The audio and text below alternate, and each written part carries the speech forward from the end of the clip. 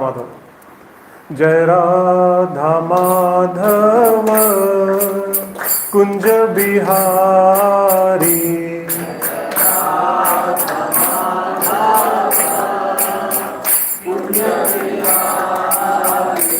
जय राधा माधव कुंज बिहारी,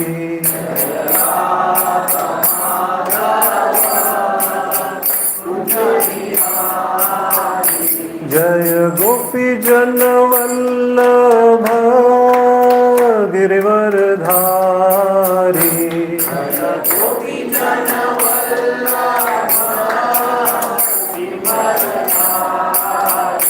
जय गोपी जन वल्लभ गिरिवरधारी,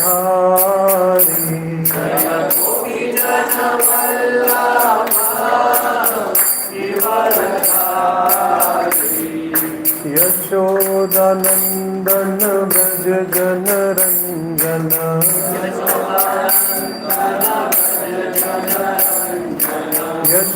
यशोदानंदन ब्रज जन रंजन,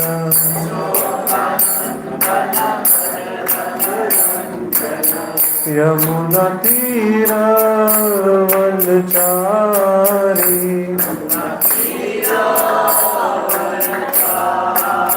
यमुना तीर वनचारी,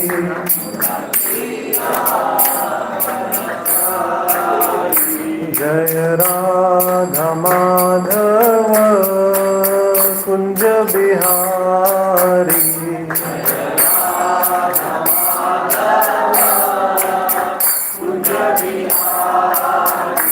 हरे कृष्णा कृष्णा कृष्णा हरे हरे, हरे राम राम राम हरे हरे, हरे कृष्णा कृष्णा कृष्णा हरे हरे, हरे राम राम राम हरे हरे, हरे कृष्णा कृष्णा कृष्णा हरे हरे, हरे राम राम राम हरे हरे, हरे कृष्णा कृष्णा कृष्णा हरे हरे, हरे राम राम राम हरे हरे, जय राधा माधव कुंज बिहारी, गोपी जन वल्लभ गिरिवरधारी, जय राधा माधव कुंज बिहारी, गोपी जन वल्लभ गिरिवरधारी, यशोदानंदन ब्रज जन रंजन, यमुना तीर वनचारी,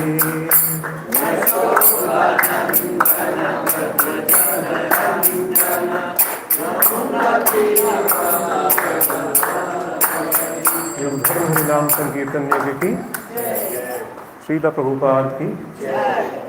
So this session, as usual, is dedicated to our founder Acharya A.C. Bhaktivedanta Swami Srila Prabhupada ki. I would also like to dedicate this session to my Guru Maharaj, His Holiness Jai Pataka Swami Maharaj. I hope this humble effort of mine will please both these personalities. So before proceeding, I would like to perform some pranam mantras, the Mangalacharan. Those who know can repeat after me. Those who don't, just try to listen very intently, because listening is also very, very purifying. Om Ajnanatirmirandhasya Jnananjana Shalakaya Chakshurunmilitam Yena Tasmai Shri Guruve Namaha. Shri Chaitanya Manobhishtam Sthapitam Yena Bhutale Swayam Rupah Kadamahyam Dadati Swapadantikam वन्देऽहं श्रीगुरुरो श्रीयुतापदकमलं श्रीगुरून् वैष्णवांश्च श्रीरूपं साग्रजातं सहगण रघुनाथान्वितं तं सजीवं साद्वैतं सावधूतं परिजनसहितं कृष्णचैतन्यदेवं श्रीराधा कृष्णपादान् सहगण ललिता श्रीविशाखान्वितांश्च हे कृष्ण करुणा सिंधु दीनबंधु जगतपते गोपेश गोपिकाकांत राधाकांत नमस्तुते तप्त कांचन गौरांगी राधे वृंदावनेश्वरी वृषभानुसुते देवी प्रणमामि हरिप्रिये वाञ्छाकल्पतरुभ्यश्च कृपा सिन्धुभ्य एव च पतितानां पावनेभ्यो वैष्णवेभ्यो नमो नमः। नमो महावदन्याय कृष्ण प्रेम प्रदायते कृष्णाय कृष्ण चैतन्य नामिने गौरत्विषे नमः। नमो विष्णुपादाय कृष्ण पृष्ठाय भूतले श्रीमते भक्तिवेदांत स्वामिन्निति नामिने नमस्ते सारस्वती देवे गौरवाणी प्रचारिणे निर्विशेषा शून्यवादी पाश्चात्य देशतारिणे जय श्री कृष्ण चैतन्य प्रभु नित्यानंद श्री अद्वैत गदाधर श्रीवासादि गौर भक्तवृंद हरे कृष्णा कृष्ण कृष्णा हरे हरे हरे राम राम राम हरे हरे। मूकं करोति वाचालं पंगुं लंघयते गिरि यत्कृपातमहं वन्दे श्रीगुरुं दीनतारिणं परमानन्दमाधवं श्रीचैतन्यमीश्वरं। हरि ओम तत्सत्। Thank you so much once again. Hare Krishna. Please repeat after me. Om Namo Bhagavate Vasudevaya. Om Namo Bhagavate Vasudevaya. Om Namo Bhagavate Vasudevaya. Om Namo Bhagavate Vasudevaya. Om Namo Bhagavate Vasudevaya. Om Namo Bhagavate Vasudevaya. नारायणं नमस्कृत्य नरं चैव नरोत्तमं देवीं सरस्वतीं व्यासं ततो जयं मुदीरये।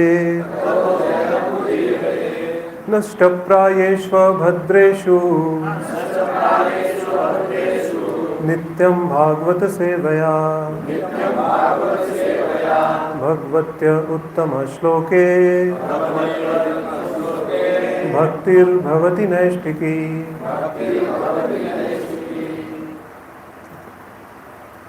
So we'll start with the first canto, third chapter, verse number 12 and 13 we have to discuss today.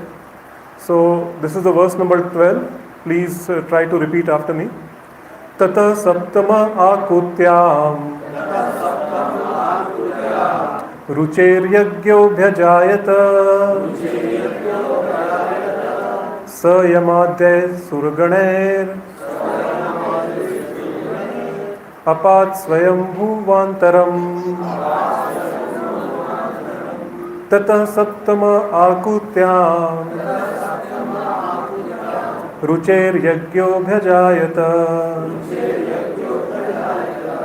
स यमाद्य सुरगणैर् अपात् स्वयंभुवान्तरम्। ततः सप्तम आकुत्याम् रुचेर्यज्ञोऽभ्यजायत स यमाद्वै सर्गुणैर् अपात् स्वयंभुवान्तरम्। Anyone would like to repeat? Two from Prabhuji side, two from Mataji side.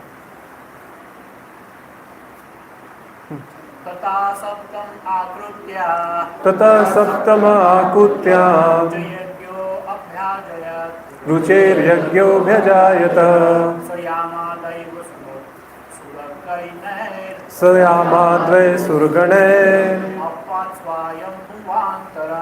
अपात् स्वयंभुवान्तरम्। Anyone else?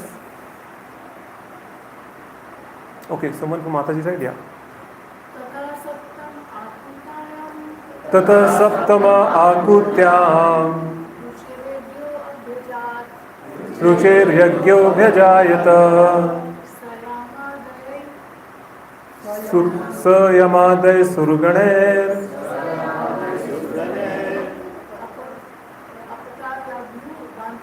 Apat Swayambhuvantaram. Anyone? Okay, we'll go to the word by word meaning first. Tata. Please repeat after me. After that. Saptame. The seventh in the line. Akutyam. In the womb of Akuti. Ruche. Prajapati Ruchi. Yagya. The Lord's incarnation as Yagya. Abhijayata. Advented. Sa. He.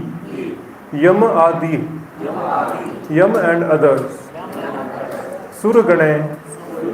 With demigods. Apad. Rule. Swayambhuvantaram. The change of the period of Swayambhu Manu. Okay, so this is going to be an interesting session. We will first try to understand what is an incarnation, who are the demigods, and then subsequently we will see how can we remain happy in this material world. What are the four varnas which Sri Krishna has given, varnashram system, and towards the end we will see how can we try to control our senses. Okay.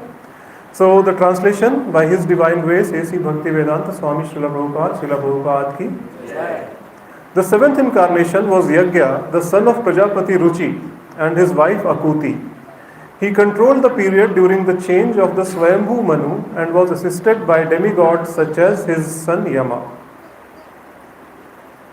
Okay. So what is an incarnation?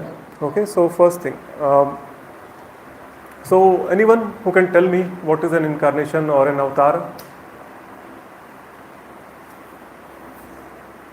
You have to say something, otherwise I'll start pointing fingers. Okay, I'll ask. As per Bhagavad-Gita, whenever incarnation will be there, there is a Lord will take one, which will take incarnation to establish the dharma. Correct. So that is one definition which Bhagavad Gita gives us, that whenever there is a degradation of dharma, whenever there is a decline in the the dharmic rules and regulations, then at that time Krishna himself advents and then to re-establish the dharma again, and then that is one incarnation. But in Bhagavad Gita actually Krishna himself came, and Krishna is not considered to be an incarnation. Okay, incarnations are basically either direct expansion of Sri Krishna or expansions of the expansion of Sri Krishna, or they may also refer to certain normal living entities who are specially powered by Sri Krishna to carry out some specific tasks. Okay, so the pictures that you see here, they are all an example of an incarnation. Can anyone tell me how many incarnations of Lord are there? Yes, Mataji? Unlimited, yes. Just like the waves on an ocean or the waves on river Yamuna, you are not able to count them. In the same way, there are unlimited incarnations of Sri Krishna. Okay, and if you look at the way this material world is created, right? We have seen in the earlier sessions that Mahavishnu or Karanodakshai Vishnu, he lies down on the causal ocean, and from the pores of his body, innumerable universes are coming out, right?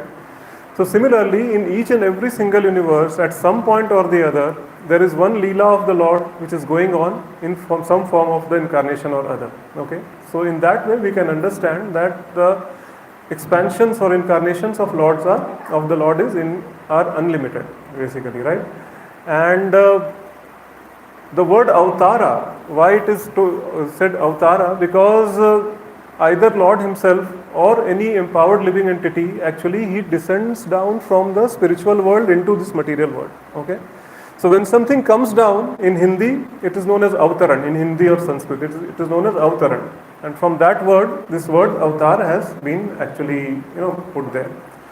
Okay, so there are certain incarnations like direct expansions of the Lord, as you can see, the Matsya avatar, the Ram avatar, or the Narsimha avatar, we all know. Okay, but then there are certain incarnations which are not direct expansions, rather special living entities who are empowered to carry out certain functions, specific tasks given by Krishna himself. Okay, and one such example is none other than our founder Acharya A.C. Bhaktivedanta Swami Prabhupada, right? So he is an example of what is known as a Shakti-Avesh avatar. Okay, he was specially powered by Sri Krishna to carry out some special function. Okay, and that's what we saw. Even the scriptures mention that devotee of Lord Chaitanya will actually come in this world. A soldier of Lord Chaitanya rather will actually come in this world and will propagate the Harinam in each and every corner of this world. Right, and that is exactly what Srila Prabhupada has done. Okay. And we can see from his entire lifetime, like, if you go through the biography of Srila Prabhupada, at the age of 70, he actually, stepped out of India, right? At an age where people struggle to walk, sit and stand also, right? At that time, he took the trouble with only 40 rupees in his pocket. He went to the United States to preach the message of Lord Chaitanya Mahaprabhu, right? And then in the coming 12 years, he circumambulated the entire world 12 times. And he opened 108 temples, right? It's not possible for any ordinary living being to attain such a feat, correct? So this is an example of Shakti-Avesh avatar where he was specially powered by Sri Krishna. Okay, and once you read the biography of Srila Prabhupada, you will read that how he actually managed to publish the first edition of the Bhagavad Gita as it is. You will definitely come to understand that Krishna was himself standing with him. Okay. Some direct help Krishna was actually giving to him, and that we can see from his biography. It was very evident. Okay. Another category is the Channa avatar. Right? Channa avatar are those incarnations who are actually incarnations, but they do not reveal themselves in front of the people. Okay. And one such example was none other than Chaitanya Mahaprabhu. Right? Chaitanya Mahaprabhu is none other than Krishna himself. Okay. Krishna himself coming in the mood of Srimati Radharani with the complexion of Srimati Radharani, but he never actually disclosed that he was the Supreme Personality of Godhead himself. Okay, so such incarnations are known as Channa avatars. Only the very confidential associates of Lord Chaitanya Mahaprabhu understood that he is the Supreme Personality of Godhead, and only to very selected few devotees he actually showed his true form. Right. So this is an incarnation, example of an incarnation which is known as Channa avatar. Right. Even in Śrīmad-Bhāgavatam, the advent of Chaitanya Mahaprabhu is actually given, which the shloka goes like this. Please repeat after me. Krishna Varnam Tvisha Krishnam Sango Pangastra Parshadam Yagya Sankirtana Prayar Yajanti Hi Sumedhasaha. The translation is that in this age of Kali, intelligent persons perform congregational chanting to worship an incarnation of Godhead who constantly sings the names of Sri Krishna. Although his complexion is not blackish, he is Krishna himself and is accompanied by his associates, servants, weapons, confidential companions. Yes? So this is the information which Śrīmad-Bhāgavatam gives us about Lord Chaitanya Mahaprabhu. Krishna Varnam, that means he who is of the Krishna Varna, he who is of the blackish complexion, he will be Tvisha Krishnam, he will not be blackish, he will be just opposite of blackish, golden complexion. Sango Pangastra Parshadam, he will appear with all his paraphernalia, okay, all the associates, all the weapons and everything, right? Yagya Sankirtana Prayar, he will give rise to what is known as the Sankirtan movement, okay, and only those who are most intelligent, okay, they will take to this process of chanting Hare Krishna, Krishna Krishna, Hare Hare, Hare Rama, Ram Rama, Hare Hare. And one quality of this incarnation of Lord Chaitanya Mahaprabhu was that he didn't come with weapons. In all the other incarnations you will see, whether it's Lord Ramchandra, he came with the bow and arrow. Narsimhadev had what weapons? Anyone? Yes, the nails, correct? So similarly, in this particular incarnation, it didn't come without weapons actually, and he didn't kill anyone. Why? Because he came in the mood of Srimati Radharani. And Srimati Radharani, the mood of Srimati Radharani is such that, she is very, very merciful and very, very humble personality. Yes. And her point is, he actually often asks Sri Krishna that why do you have to kill anyone? Why do you kill the demons? Why don't you kill the demoniac propensities within the heart of people? Right? So to understand this mood very nicely, to understand what a devotee of Sri Krishna feels, Sri Krishna actually appeared as Chaitanya Mahaprabhu, right? And can anyone tell me what were the weapons of Chaitanya Mahaprabhu? No? Yes? Sankirtan, no, but the weapons, it has to be something tangible, right? At least you should be perceive it materially, right? Sudarshan Chakra we were able to see, bow and arrow we are able to see. Yes, Mridangam and Kartas, they were the weapons of Lord Chaitanya Mahaprabhu. Correct? Who said that? Very good. Yes, very good. Okay, so this is all about the incarnations, but unfortunately in today's era, there are a lot of people who claim themselves to be incarnations, either incarnations of Sri Krishna or Lord Shiva or somewhere. As I speak today, there are several so-called Kalki avatars already existing. There are so many people who have claimed themselves, to be the Kalki avatars, right? So, what to talk about those people? Yes, I mean, whenever someone claims that, they are an incarnation of Lord Sri Krishna, just ask them that, if you are Krishna himself, then show me the Virat Roop, right? Like he did to Arjun, Try to lift Govardhan hill on one little finger, Can you do that? If they are not able to do that, then you can just chastise them that you are not a god, you are, I don't want to say that word, right? So, similarly, there are a few people who also claim to be, incarnation of Lord Shiva. Now, see, when we speak about the Vedic scriptures, Vedic scriptures are very clear about all the information that human beings need to have, And similarly, the Vedic scriptures will give us the information on who is an incarnation and who is an ordinary living entity, Unfortunately, these Pakhandis basically, they don't read the scriptures and just out of their own whims and fantasies, they claim that they are an incarnation. Why? Because they might have attained certain siddhis, or they might have acquired large number of followers, or some things like that. They might be very good speakers, and that way they are able to influence the minds of people.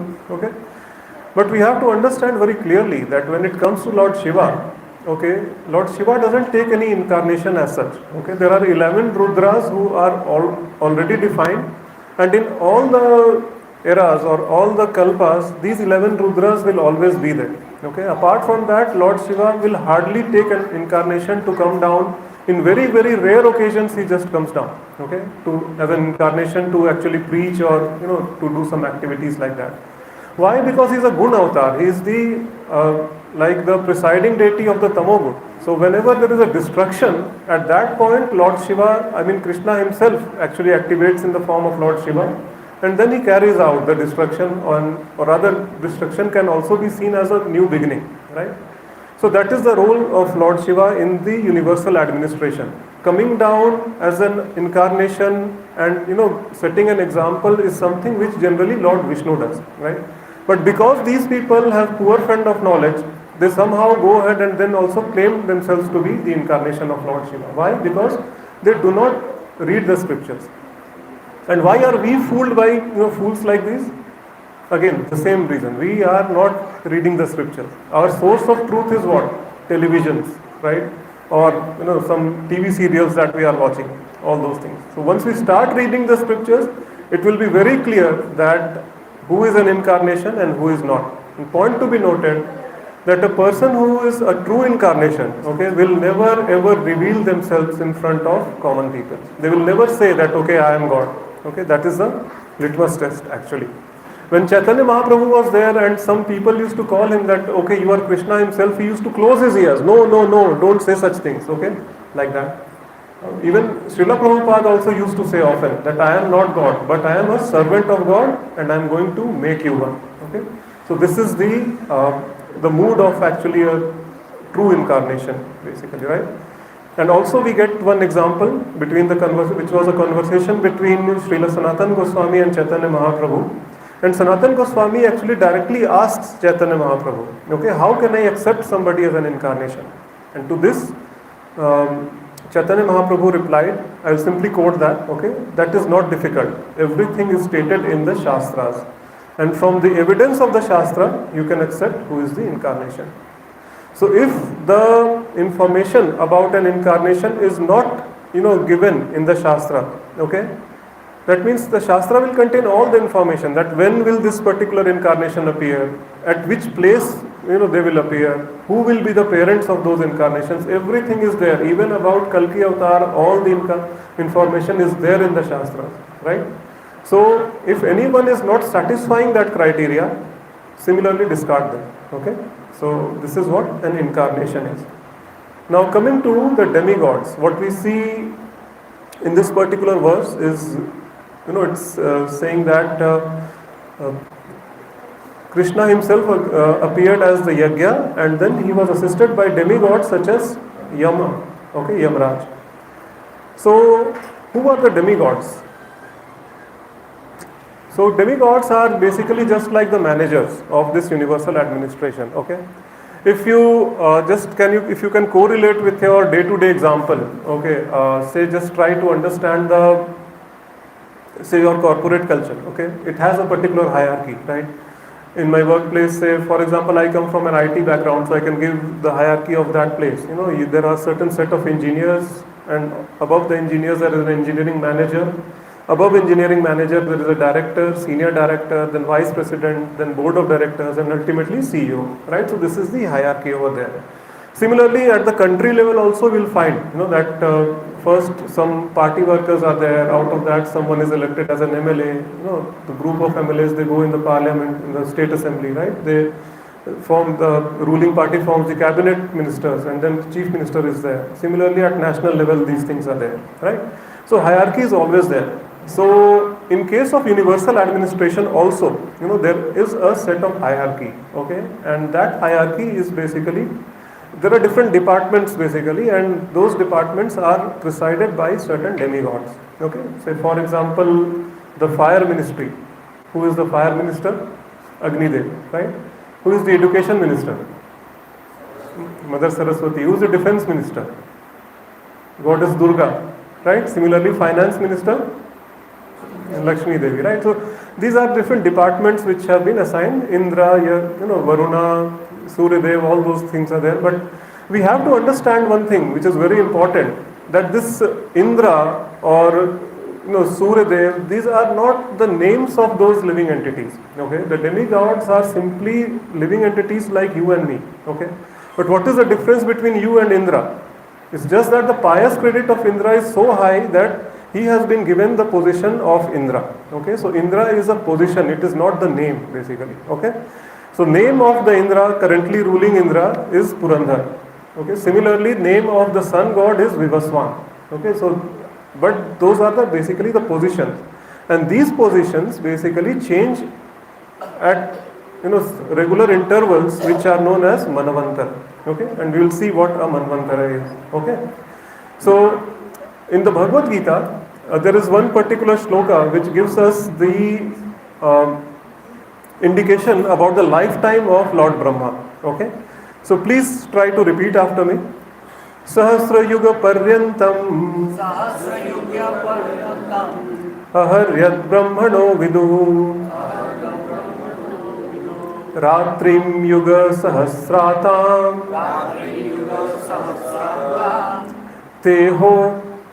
Tehotra Vido Janaha. By human calculation, 1,000 ages taken together form the duration of Brahma's one day, and such is also the duration of Brahma's night. So there is some calculation involved here, which we will see here. Okay. So Satyuga, duration of Satyuga is 17,28,000 years.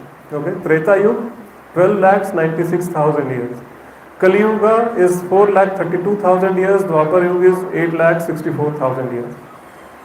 Add all this entire duration, it comes up to some number around 43,20,000 human years by human calculations. Okay, multiply this by 1,000, that corresponds to 12 hours of Brahma. Okay, so you can just imagine, and the same is the duration of Brahma's night. Okay, so you can just imagine the duration of one day of Brahma. Okay, And in one day of Brahma, there are 24 hours, just like we humans have. And in 1 year of Brahma, there are 365 days. And Brahma lives for 100 years. So based on this calculation, you can calculate what is the lifespan of Lord Brahma. Okay? So it's very huge, right? But in the purport of this particular shloka, if you read in the Bhagavad Gita, Srila Prabhupada says, although the lifespan of Brahma appears to be very fantastic, but it's like a tiny bubble in the Atlantic as far as universal time scale is concerned, right? So you can just imagine the size and vastness of this entire creation. Yes? So Brahma's 1 day, okay, so this calculation gives us an idea about 1 day of Brahma. So in 1 day of Brahma is divided into 14 intervals, regular intervals, which are known as Manvantaras, and then there are Sandhyas, okay. So during the Sandhya, what happens? There is an annihilation or pralaya happens. Everything is just completely devastated, it is removed, and again, a person is actually appointed as a Manu, who is the progenitor of the mankind, and then they start the creation again, once again, okay. So, and in every Manvantar, what happens? All the demigods, they change, that position changes. Indra changes, Varuna changes, all the demigods which we just read about, it actually changes. So that change happens during Manvanta, and that is what it is being spoken about in this verse, right? So the Manus.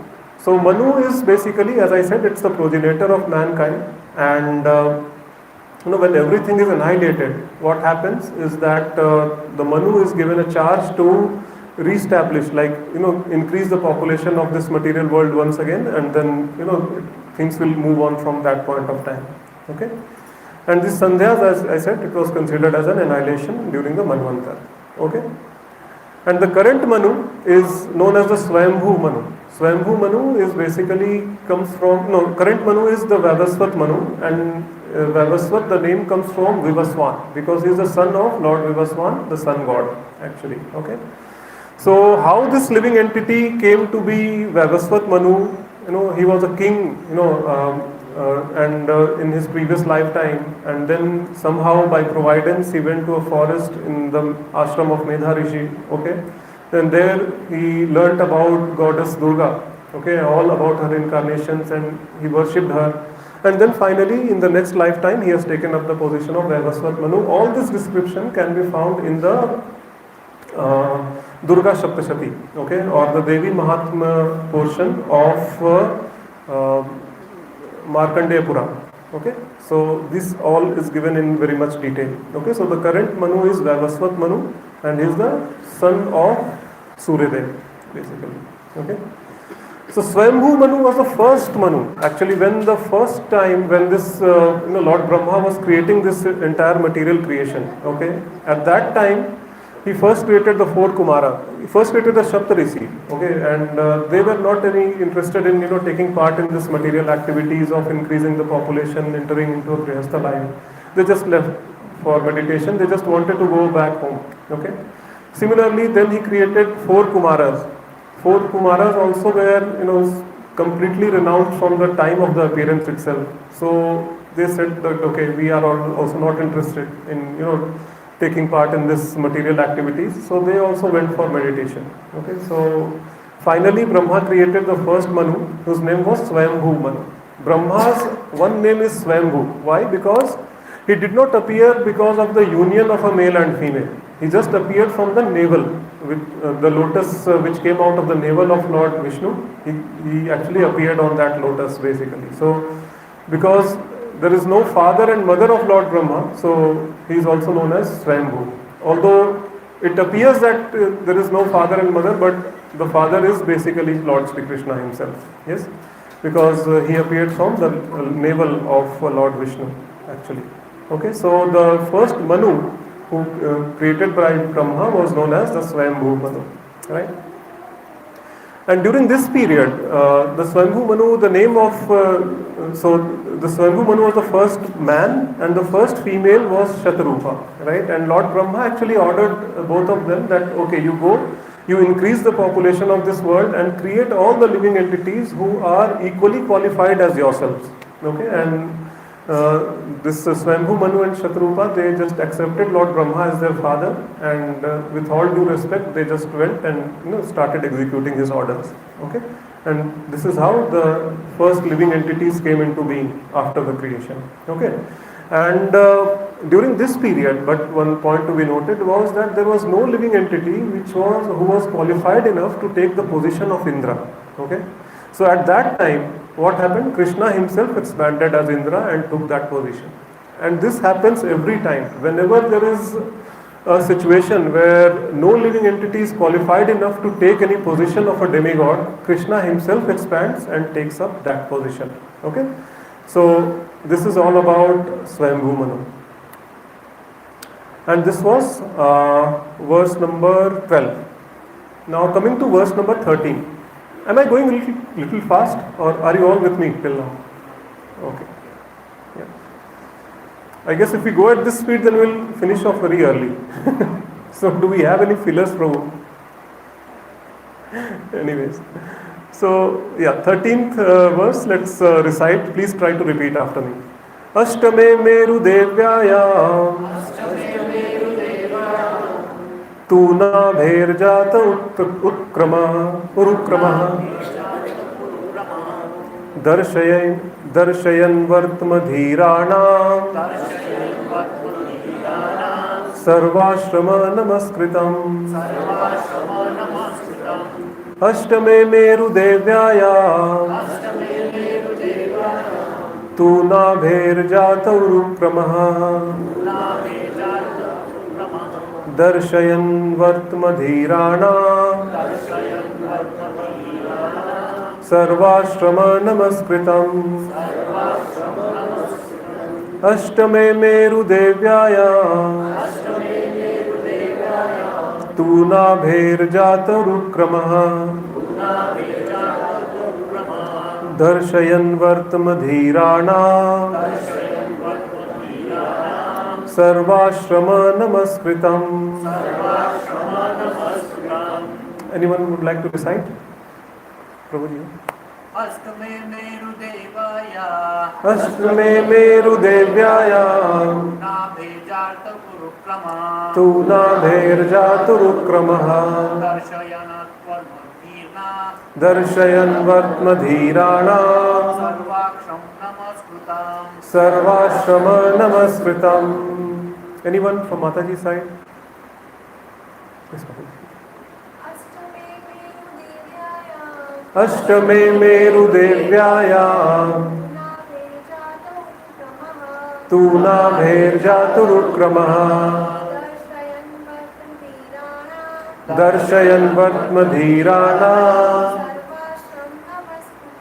Sarvashrama namaskritam. Okay, we'll go to word by word translation. Ashtame, the 8th of the incarnations. Meru Devyayam to, in the womb of Meru Devi, the wife of Nabhe. Nabhe, King Nabhe.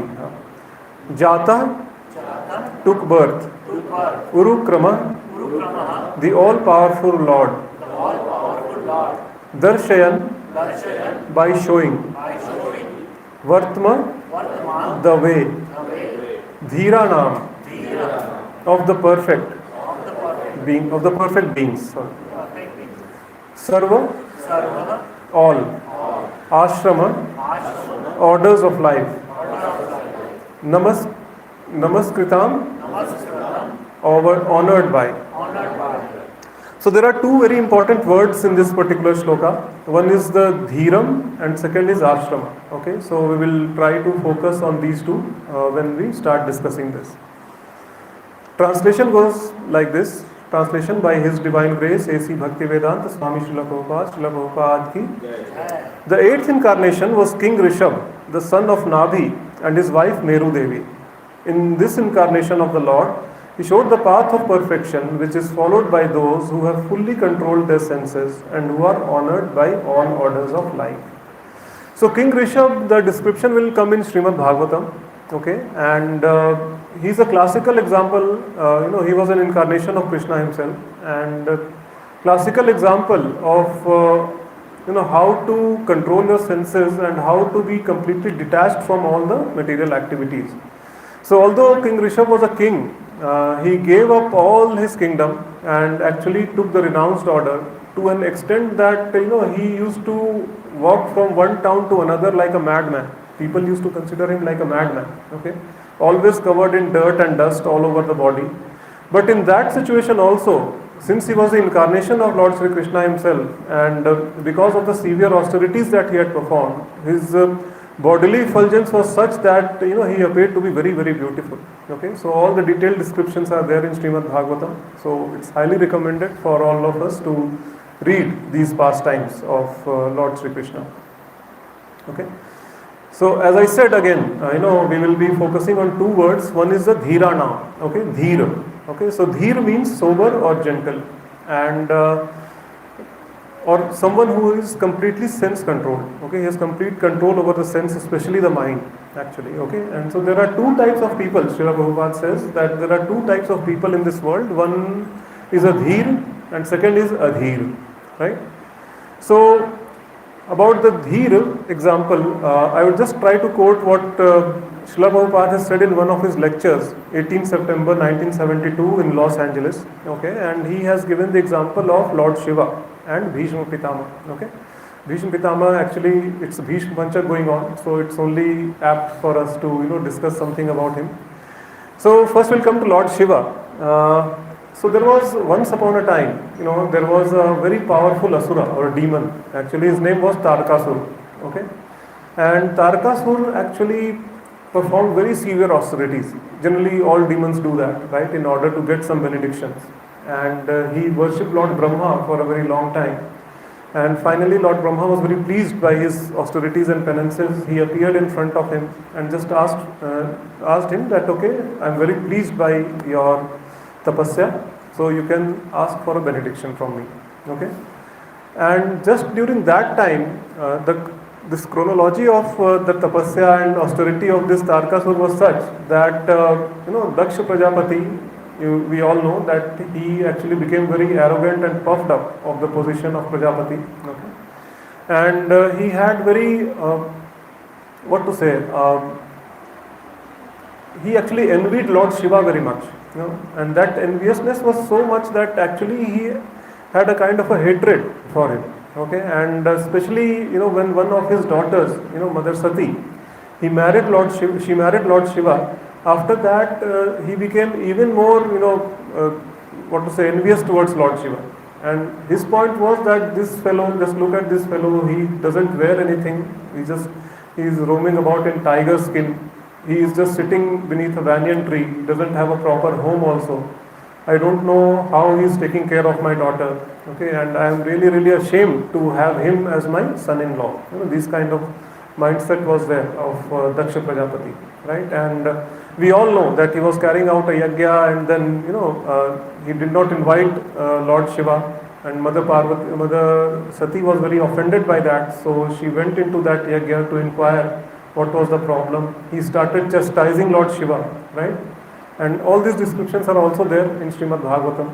And after hearing, so harsh words and so hard words about her husband, Mother Sati could not tolerate that, and she just, jumped into the fire which was there, lit up in the yajna, and then she quit her body in that way.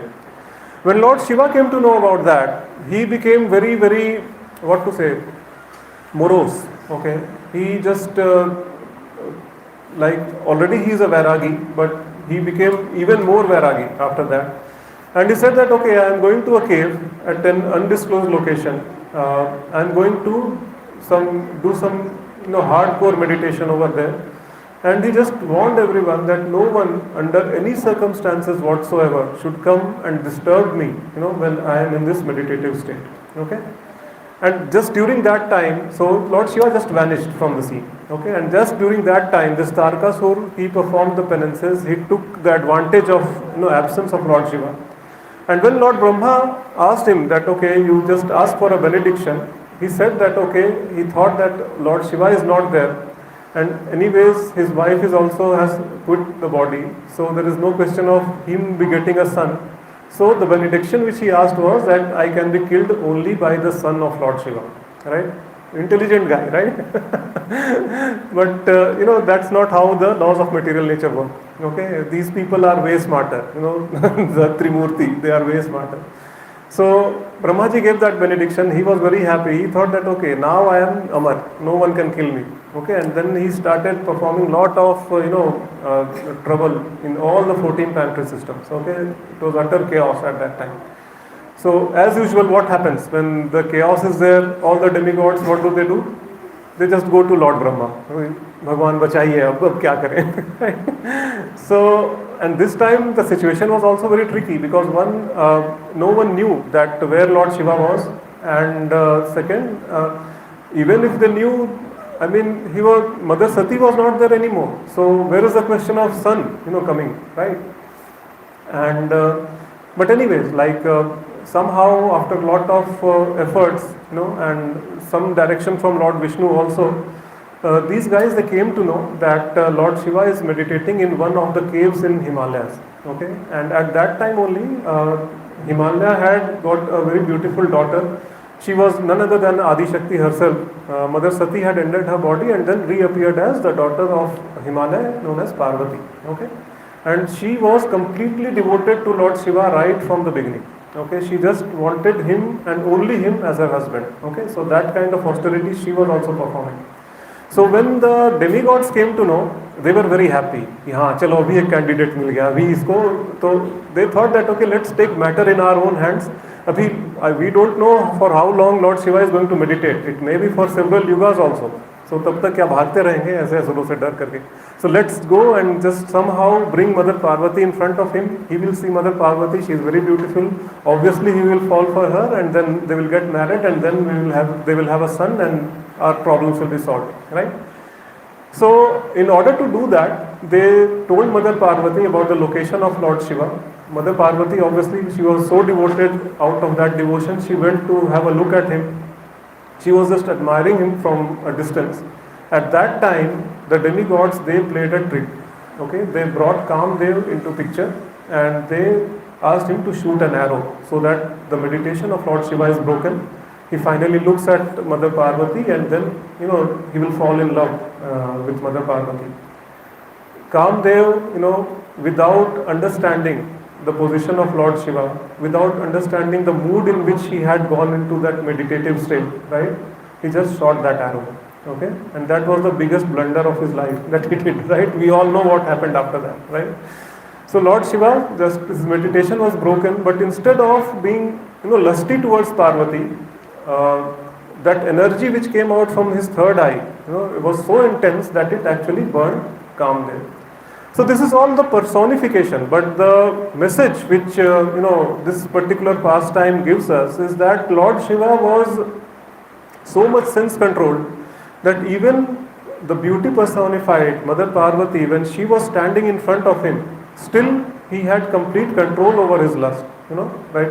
By burning of Kamdev, this signifies that he had completely controlled his lusty desires, right? So that is an example of a Dhira, okay? Another example of a Dhira is Lord Sri Krishna himself. Okay, and this statement is made by Bhishma Pitama. Okay, in Rajasuya Yagya, as about Lord Sri Krishna, there are a lot of misconceptions. Even today, like some people actually do not consider him as God. Okay, they look at him as a womanizer. That he had so many wives, he had so many girlfriends. How can this personality be God? Right? And this kind of attitude is there only because they do not understand that Krishna Tattva. Who is Lord Sri Krishna and what is our relationship with him? Okay. Once this clarity is there, then everyone will actually acknowledge him to be the Supreme Personality of Godhead. Okay. But Bhishma Pitama knew that. Okay. And in the Rajasuya Yagya, what was happening is that Sri Krishna was being offered a big position over there, right? And to this, a lot of people who were present in that yagya had problems. And they also made the same statement that how can a person who is a womanizer being given so much of respect and such a high position in a Rajasuya yagya like this, right? And at that time, Bhishma Pitama actually stood up and he said that although I am actually, kind of worshipped all over the world as the highest and qualified brahmachari, but still, if I were in the position of Lord Sri Krishna, I would have definitely lost my brahmacharya. Okay, when Lord Sri Krishna was dancing with the gopis, okay, during the rasa dance, right? That at that time, Bhishma Pitama says, I would have definitely lost my celibacy. My brahmacharya would have been broken. Okay, it is because Krishna himself, he is such a dheer personality that he was able to control his senses in the presence of such beautiful gopis. Okay, and those gopis, mind you, are none other than expansions of Srimati Radharani. Okay, they are goddesses of fortune. Okay. So these two are the biggest example of dheer personalities, okay, who had complete control on their senses and especially on their lusty desires. Okay. Then there are other category of people who are adhira. Okay. Biggest example, all of us. Right? Our attention span is how much? 5 minutes? तो ज़्यादा बोल दिया मैंने. 2 minutes. 2 minutes के बाद if we don't look at our phones, gone. Right? Not possible. Correct? Beauty personified, Mother Parvati was standing in front of Lord Shiva. Okay, Kamdev had shot an arrow. In that situation, he was able to control his senses. Okay, Lord Sri Krishna was dancing with the goddesses of fortune. Okay, in that situation, he was able to control the senses. As far as we are concerned, we don't even need an opposite gender to be physically present in front of us. Instagram ही काफी है हमारे लिए, right, to make us agitated. Okay, so this is our situation. So these two are dheer personalities and we are adhiras. Okay, easily agitated by slight disturbances. Okay, so now the question is that how can we control our senses if we are so much disturbed at even slightest of things? Then how can we control our senses? Correct. So first of all, we have to understand that why have we come into this material world? Okay, we have come here to enjoy. That we have been listening from the day one when we came to Krishna consciousness, right? That we wanted to enjoy separately from Krishna, so we have come here.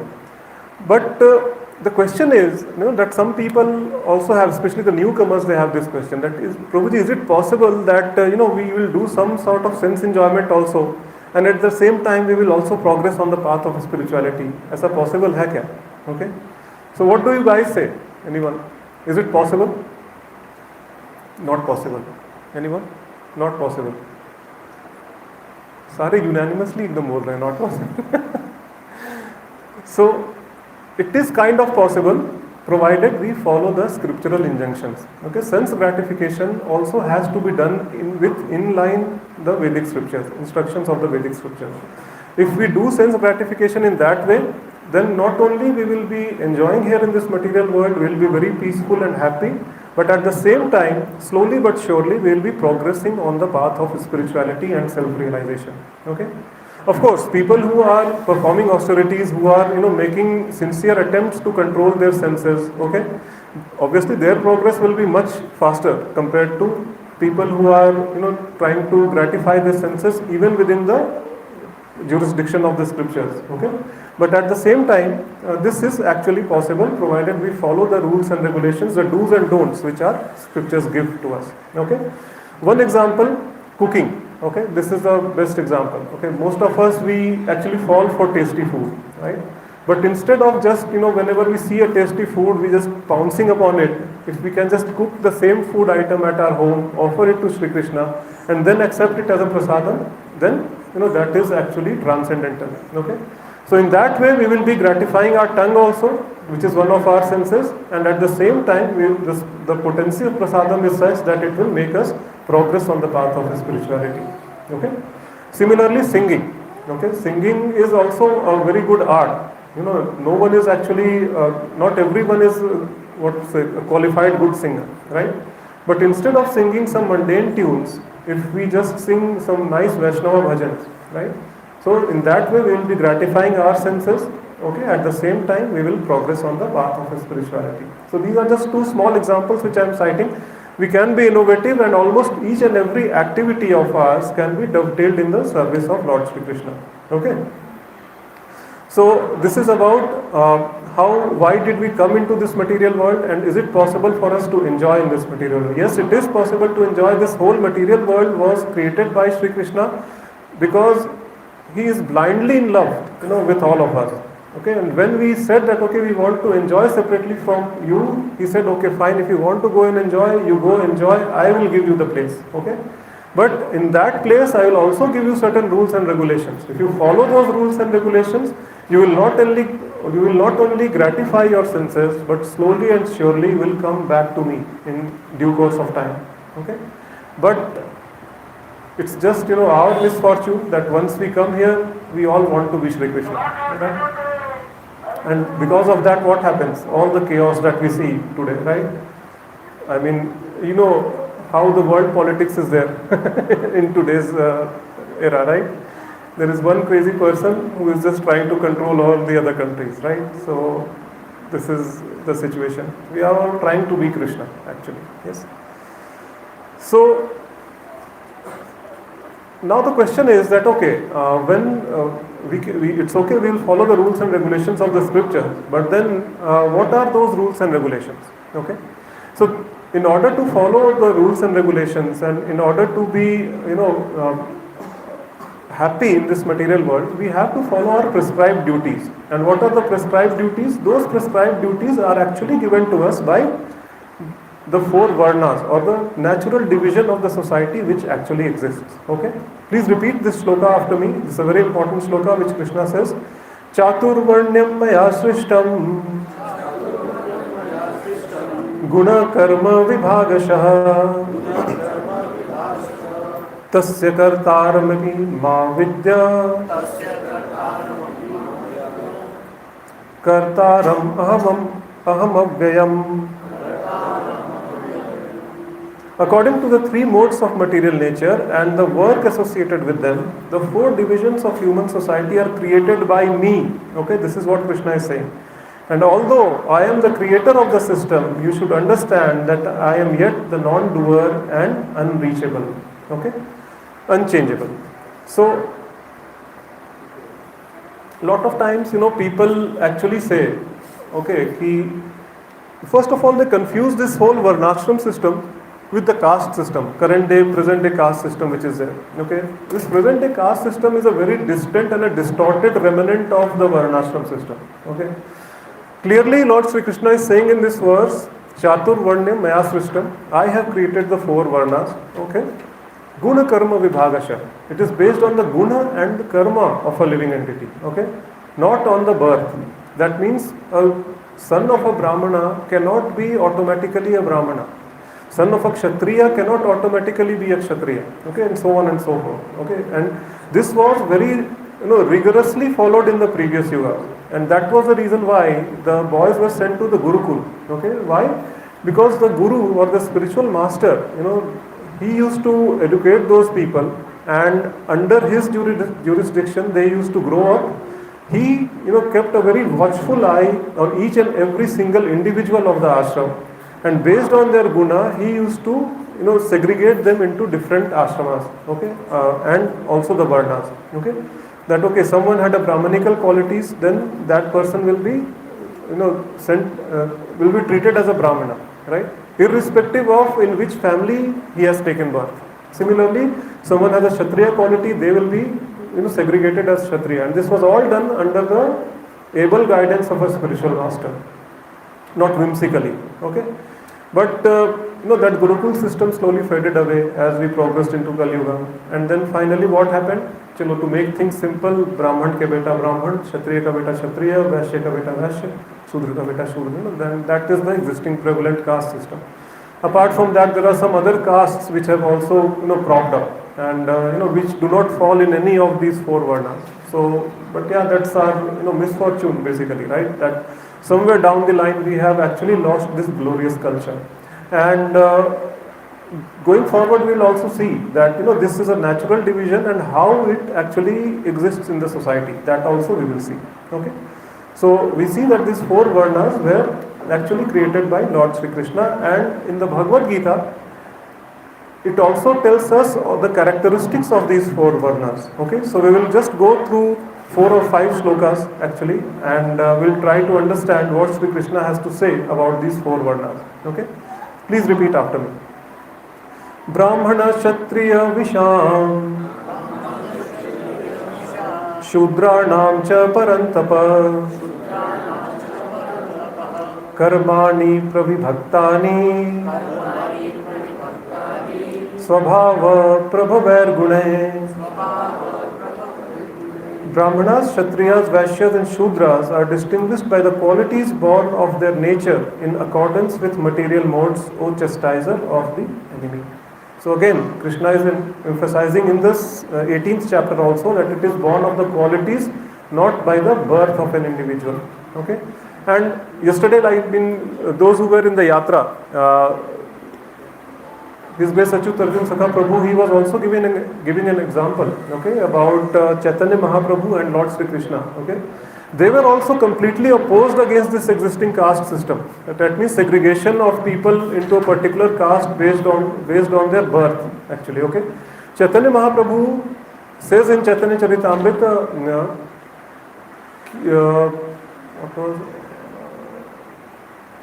Kibe Vipra Kibe Nyasi Shudra Keno Noy Jai Krishna Tattva Veta Shai Guru Ho. Right? That means Vipra means a Brahmana. Okay? So a Brahmana or a Nyasi. Nyasi means sannyasi or a Shudra. It doesn't depend upon a person can be accepted as a Guru if they know the Krishna Tattva. It doesn't matter whether they are a Vipra, a Brahmana, a Nyasi, a Sannyasi or a Shudra. Okay? So anyone is qualified to become a Guru provided they have the understanding of the Krishna Tattva. Okay? This was the opinion of Lord Chaitanya Mahaprabhu. Similarly, when Ashwatthama actually killed the 4 sons of Pandavas, right? Committed a very heinous act, right? And because of that, he actually lost his position of a Brahmana. And therefore, Krishna actually addresses him as a Brahmana Bandhu, right? He orders Arjun that kill this Brahmana Bandhu, O Arjun. He didn't address him as a Brahmana. So even Lord Sri Krishna is actually against this, division of or the segregation of the human society based on the birth. Okay, it is always done based on the guna and karma. Okay, that is what he is confirming in the 18th chapter also. Okay, second sloka, the qualities of a Brahmana. Shamodamastapah shaucham. Please repeat after me. Shamodamastapah shaucham. Shantir rajamavevacha. Jnanam vijnanam astikyam. Brahma karma svabhavajam. Peacefulness, self-control, austerity, purity, tolerance, honesty, knowledge, wisdom, righteousness. These are the natural qualities by which Brahmanas work. Any Brahmanas sitting here? All these qualities do we have in ourselves? All of these. यहाँ पे exclusive नहीं है कि प्रभु जी एक है या 2 है, ऐसे एक भी होना डिफिकल्ट है, but all these qualities, then and only then you will be a qualified Brahmana. Okay? Second, next, Shauryam Tejo Dhritirdakshyam Yuddhe Chapya Palayanam Dhanam Ishvara Bhavascha Kshatra Karma Svabhavajam. Heroism, power, determination, resourcefulness, courage in battle, generosity and leadership are the natural qualities of the work of the Kshatriya. So these are the qualities of a Kshatriya. Okay? Then Krishi Goraksha Vanijyam Vaishvakarma Svabhavajam Paricharyatmakam Karma Shudrasyapi Svabhavajam. Farming, cow protection, business are natural work of the Vaishyas, and for the Shudras there are labor service and others. Labor service to others. Okay? So clearly Sri Krishna has distinguished that, okay, this is the kind of actions or characteristics that you will have, and these are the activities you will perform, and then accordingly you will have a particular ashrama defined for you or varna defined for you. Right? So this is what Sri Krishna has to say. Okay, and 3 gunas and the relationship with the varna. So we all know that we are all inflicted by the 3 modes of material nature or the 3 gunas, Satogun, Rajogun, Tamogun. Right? Brahmanas are mostly situated in Satogun. Okay, so mostly if a person is situated in Satogun, they can be said that okay, he has some Brahmanical qualities. Okay. Similarly, the Kshatriyas, they are mostly in Rajogun, okay, because they are the administrators, they are the soldiers, they are fighters, right? So you have to be in that mode of passion. Otherwise, you won't be able to lead or you won't be able to protect anyone, correct? So that if someone is mostly in the mode of this passion, then they can be said that okay, this is a Kshatriya quality, okay. And then similarly, Vaishyas are a combination of Rajogun and Tamogun, and Shudras are always in the mode of Tamogun. So this is how the relationship of the four Varnas and the three modes of material nature go. Correct? Similarly, there are four ashrams. Okay, Brahmachari, Grihastha, Vanaprastha and Sannyasi. Brahmachari, the student life. Grihastha, the married life or the householders. Vanaprastha, the retired life. And Sannyasi, the renounced order of life. Okay? So, in Kali Yuga, when it comes to the sannyasi, okay, sannyas ashram is not recommended in Kali Yuga. Okay, why? Because there is so much of distraction. We just saw. Okay, hardly our attention span is 2 minutes, 5 minutes, like that. How can we control our senses? It's very, very difficult. Sannyasi means that you have given up attachment to each and every single material thing of this world. Okay, your relationships, your property, whatever you own, everything you have just given up and you have dedicated your entire life in the service of Krishna. You are not supposed to even think about any material things or any material distractions. So that kind of mindset is not possible. Second is, even physically, if you see, a sannyasi should live in a secluded place, okay, and a sanctified place, away from the general civilization. They should beg, and whatever they get, they should be, eating. I mean, there is no question of, thinking about nice palatable dishes and all those things. Okay. So, where is it possible these days? It's not possible. I mean, yesterday only I was talking to Pramesh Prabhu. I was telling him that one day, a few years back, I was traveling from Bangalore to Chennai for some official work, right? When I was growing up as a kid, when we used to go from one town to another or even from one district to another, there were a lot of forests on the way, okay, by bus or by train we used to see, right? But I was traveling to Chennai a few years back and I was thinking, up forest aega, up forest aega, up forest aega. It was only either agricultural land, buildings, schools, colleges, agricultural land, buildings, schools, colleges. I was in Chennai, right? So now there are no forests for the sannyasis to live. So where will they live in a secluded place? There is no secluded or sanctified place available for them. Okay?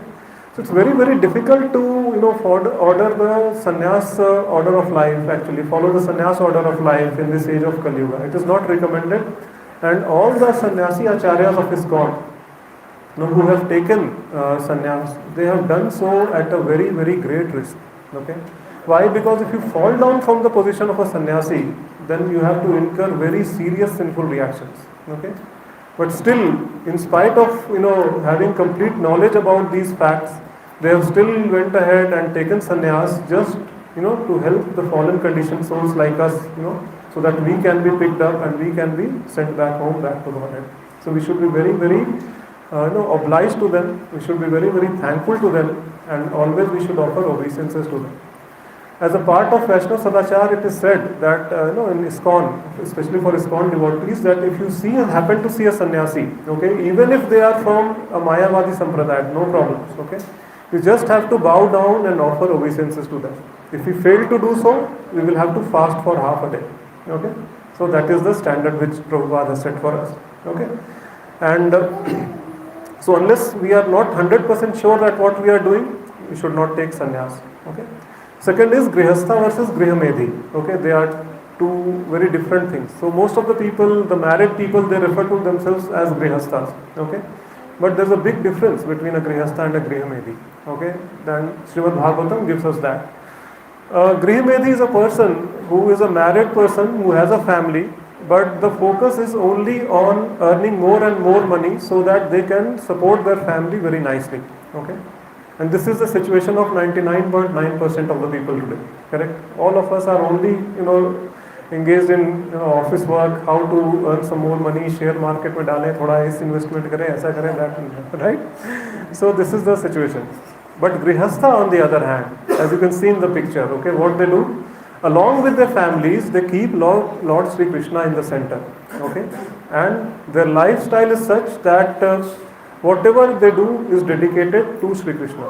Even the work that they do, the money which they earn, they try to spend in the service of Krishna.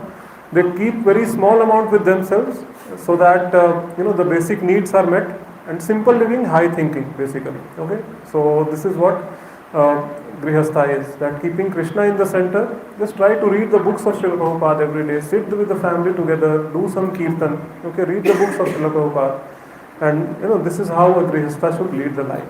And such a person, if you are doing that day in and day out, every day at the same time, then you can be qualified to be called a Grihastha, otherwise you are a Grihimedhi. Correct?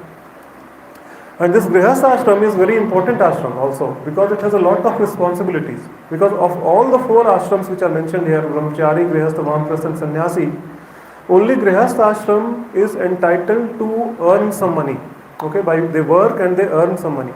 All the other ashrams, the 3 ashrams, are basically living on charity of the Grihasthas. Okay, so Grihastha has the responsibility of not only maintaining their own family, but also maintaining people who have taken the Brahmacharya ashram or the Vanaprastha ashram or the Sannyas ashram. So it's a very, very, a responsible role. Okay, so we have to understand that.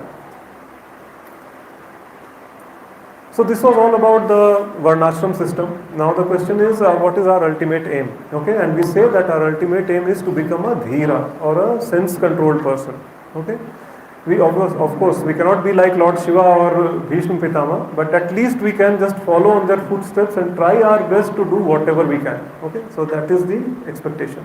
Okay, and people, we have seen that they are crazy after sense gratification. With each and every passing day, things are actually deteriorating in our society. Okay, we're living like cats and dogs. There is no culture left at all. And if this happens at this rapid pace, then in next 10 to 15 years, we are staring at a complete degradation of human society. Okay, there will be no rules and regulations of the Shastras left. No one will follow anything. Okay, so it's the duty of us, people who are sitting here, the devotees, to set an example, set an exemplary example, okay, by following a lifestyle and a culture, and show all the people all around that even by living a life devoted to Sri Krishna, you can be very, very happy. Okay, you don't have to take help of a wine or women in order to be happy. Okay, so this is something which is we should try to aim for. Okay. Another very important question. Someone may ask that, okay, how to know our Varna, Prabhuji, right? We have just seen that in Kali Yuga, everyone is after sense gratification, no one is following the scriptures. How can we know about Varna? When Srila Prabhupada was in United States, he just went to New York one day, and he just went to the Times Square. Times Square is supposed to be the most posh area of this entire world, right? And when he saw people running, around him like crazy, his eyes were filled with tears, right? And he started praying to Lord Sri Krishna that, look at these idiots, like what are these rascals doing actually?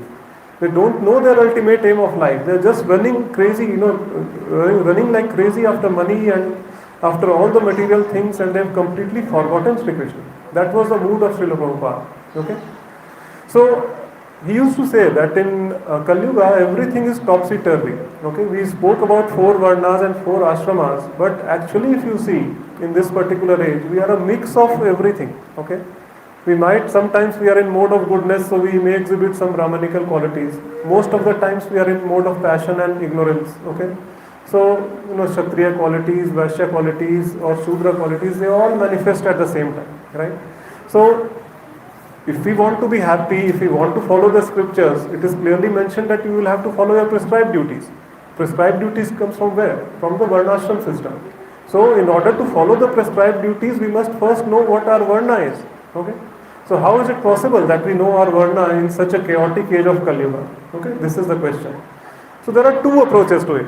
One is a lengthy approach and other one is a very short approach. Okay?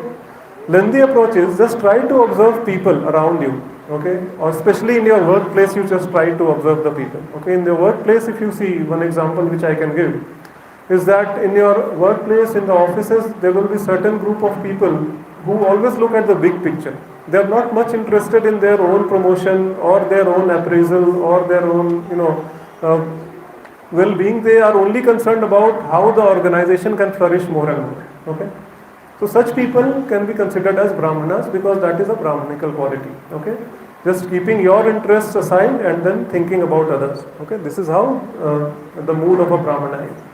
Similarly, there will be some employees who are very good managers. Okay, if you do not give them a few employees whom they can manage, they will not be able to perform. Okay, so that is a Kshatriya quality. So you can say that, okay, some Kshatriya quality is there within this kind of people who are administrators by default. Okay, then there are a group of employees who will be actually only working for money. कि पैसा है तभी मैं यहाँ काम करूँगा, मुझे कोई फर्क नहीं है कि यहाँ पे quality of work कैसा है, what is the timings of the office and anything. If you are paying me, I am happy. Okay, so that is the Vaishya karma svabhavajam, that is Vaishya mentality, running after money. Okay, and Shudras, you will have to spoon feed them every time. Okay, they will procrastinate. Every small detail you will have to tell, and then they will do. That kind of thing is Shudra. Okay.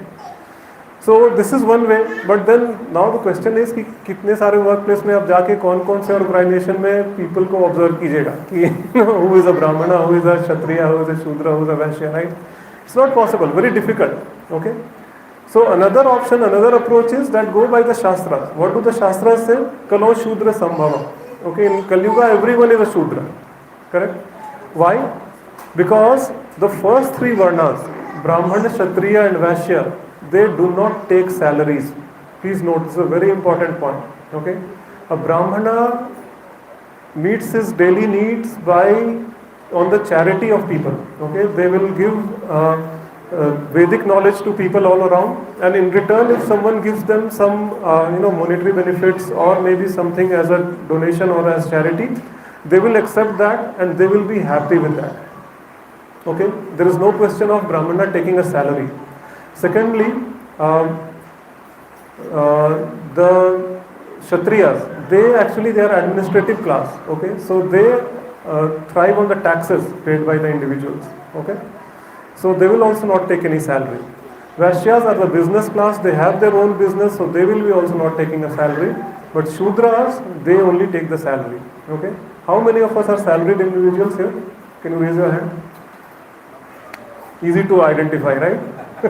Kalo Shudra Sambhava. Everyone is a Shudra. We very proudly, very proudly we just put our, that ID card of the company and then we go every morning.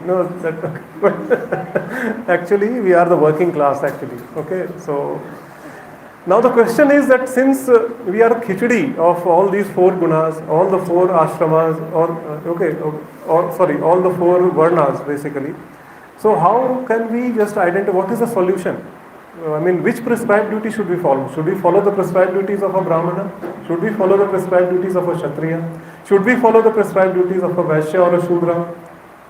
So the answer is, in Kali Yuga there is only one solution. That is Hare Krishna, Krishna Krishna, Hare Hare, Hare Rama, Rama Rama, Hare. Kuch bhi kar lo, there is no other alternative, there is no other alternative, no other alternative. We are simply not qualified to perform any prescribed duties. Okay, forget about prescribed duties of a Brahmana. We are not even qualified to perform prescribed duties of a Shudra properly. Okay, this is our fallen situation in this age of Kali Yuga. Okay, and we'll read some of the references from the Shastras. What our Shastras say? Please repeat after me. Kalera dhosh nidhe rajan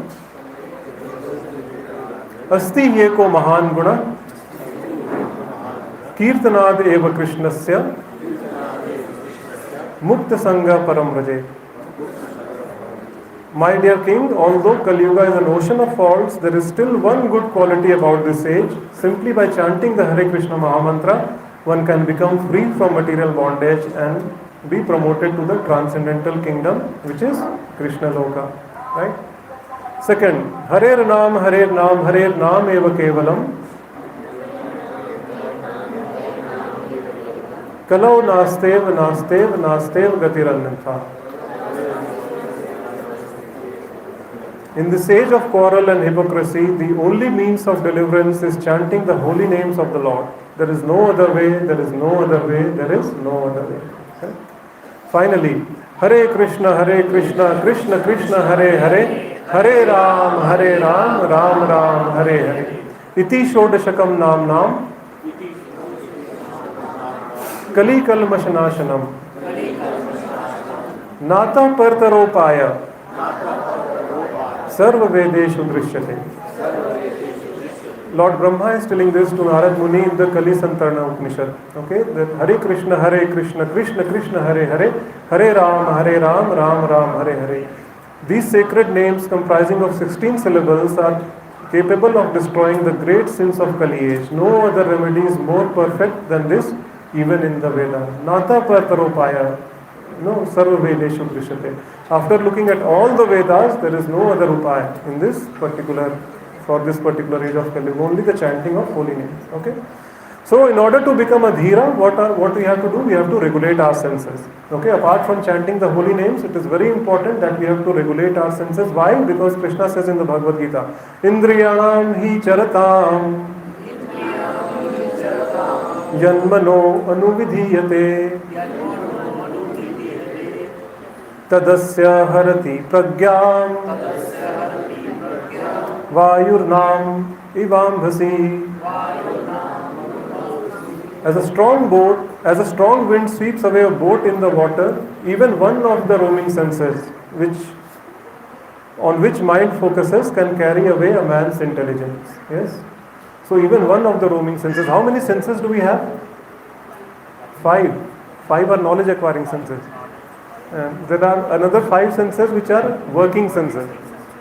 So one is enough, to carry us away, and we have 10. 10 se bhi deal karna pad raha hai, right? So it's very difficult. Okay, so we have to practice to control the senses, and that is the reason why we follow the 4 regulative principles at ISKCON. Okay, and especially out of all the 4 regulative principles, our interaction with the opposite gender, that is the most important one. We have to be very, very careful with that. Okay, the other 3, okay, no meat eating. People can, after a period of time, they can do that. No intoxication, people can do that. Okay, no gambling, people can do that. But if somehow you are addicted to this illicit relationship, then it's very, very difficult to come out of that. We have to be very careful. Okay, so whenever we are as a part of Vaishnava Sishtachar or Vaishnava etiquette, this is one thing that we do. First thing that we ask Prabhujis and Matajis to sit separately. That is the first thing. Okay, second, whenever you have to interact with any person of the opposite gender, just keep that interaction to a bare minimum. Ekdam cut to cut rakhna. Okay, I will be discussing only related to my seva or whatever activities I am doing here at the center. Apart from that, kuch bhi idhar udhar ka bakwas nahi. Okay, and definitely, these days it's very common. Okay, people say it is known as harmless flirting. कुछ भी नहीं, ऐसा कोई भी नहीं करना है कि ओ प्रभु जी आप तो बहुत अच्छे लग रहे हैं, माता जी you are looking very beautiful. These things are strict no. Okay, just keep it very, very simple, very, very formal. Just talk only as much as necessary. In general, if you speak less, that's very good. Not only while interacting with opposite gender, even in general. Okay, if you talk less, that will save you from a lot of problems actually. Okay. So just keep that in mind. And even in Bhagavad Gita, there was a discussion going on between Sri Krishna and Arjuna, right? And this Lord Sri Krishna was comparing this whole material world to a prison house. Okay, and in prison house, what happens? The prisoner is put behind the bars. They are put into shackles. Okay, so that the movement is restricted, and all those things are there. Okay. But when we are comparing this material world as a prison house, we don't see that we are put behind any bars. We don't see that there are shackles on us. Okay? So what is that shackle which is actually keeping us bound to this material world? And that is the shackle of sex desire. Okay? So it's very important that we control our minds and the lusty desires basically which are there. Okay? And the routine of a grihastha, especially people who are in the grihastha ashram, see, basically the brahmachari who are there, the sannyasis who are there, vanaprasthas, they are anyways dedicating almost their entire life in the service of Sri Krishna. Okay, it is the grihastha people who have to actually struggle. Okay, they have to juggle between the family life, they have to juggle between their professional life, and then if time permits, we come on weekends and do some bhakti over here, right? So for us it is very important that we should, keep aside certain amount of time every single day, okay, to ensure that we sit together with our family, we chant Hare Krishna together, we read Śrīmad-Bhāgavatam, Śrīmad-Bhagavad Gita together, okay, discuss on all these things, okay, and then if we do that on a consistent basis, automatically our senses will be controlled, okay. So I would like to conclude this session with one very, a prominent phrase which the Prabhupada used to say. I wish I could repeat that in his voice, but it's a little difficult. But then he always used to make this statement, okay, that where is the difficulty? We simply come to our center, sing nicely, dance nicely, eat palatable dishes, and go back home, back to Godhead. Okay, where is the difficulty, right? In our day-to-day life also, people, the karmis, if you see, they are also partying. What are they doing? यही कर रहे हैं ना भाई, social gathering में they go there, they sing, they dance, but the effect is just the opposite. They are getting entangled more and more into this material world. We are doing the same things, but we will be going back home, back to Sri Krishna. Okay?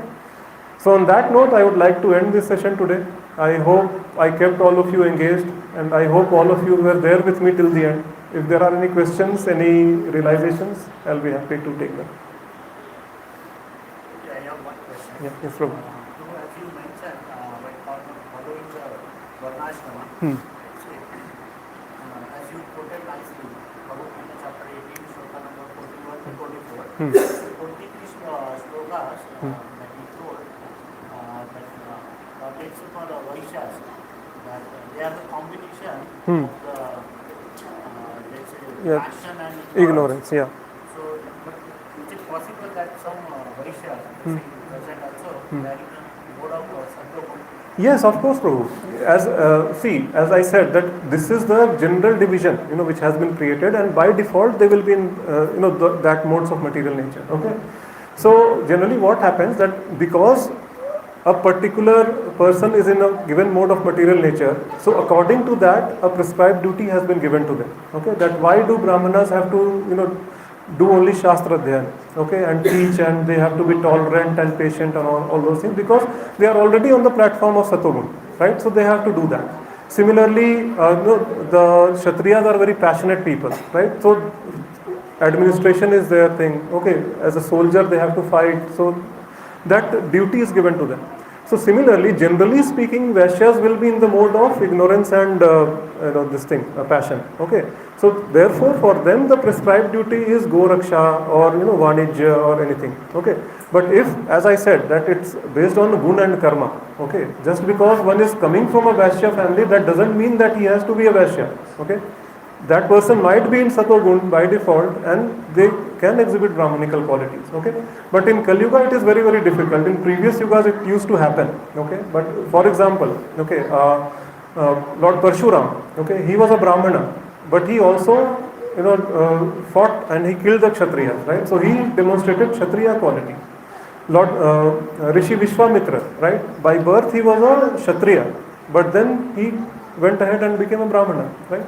So that thing happens, okay, it depends upon your guna and your karma. But in general, people who are in these divisions, for them, these set of activities have been prescribed. So not all of them will be like that, Prabhu, that, a Vaishya will be in the mode of goodness, correct? So, like that. Yeah. Anything else?